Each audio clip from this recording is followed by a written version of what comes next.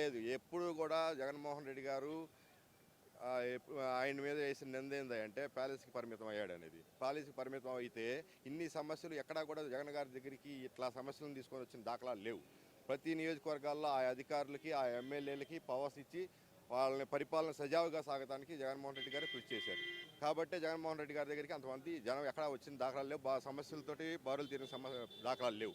సచివాలయ వ్యవస్థ వాలంటీర్లు పని లేకపోవడం లేదా వాళ్ళు సరిగ్గా పని చేయకపోవడం వల్లనే ఇట్లా జరుగుతుందంటారు. ఖచ్చితంగా అది కూడా ఒక కారణం.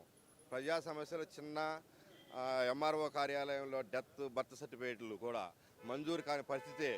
ఒక రెవెన్యూ విభాగంలో కూడా అత్యధిక కోకొల్లల ఫైల్స్ అట్లానే ఉండిపోతున్నాయి. అదే సచివాలయ వ్యవస్థ ఉండి కానీ అలా ఆర్బీకేలు కానీ ఉంటే రైతులకు ఈ సమస్యలు వచ్చాయి కాదు. రైతులకి కూడా చక్కగా సజావుగా ఆయా గ్రామాల్లోనే సచివాలయ వ్యవస్థను పెట్టి జగన్మోహన్ రెడ్డి గారు మంచిగా చేస్తే ఎంత ఫెయిల్యూర్ అని ఇదంతా వాళ్ళ సొంత అనుయాయులకి ఇచ్చుకున్నారని చెప్పేసి ప్రాపగాండా చేసిన ఘనత. అందుకనే ఇక్కడ సచివాలయాన్ని భ్రష్టు పట్టించారు. అక్కడ సమస్యలు ఏ పరిష్కారం కావట్లేదు.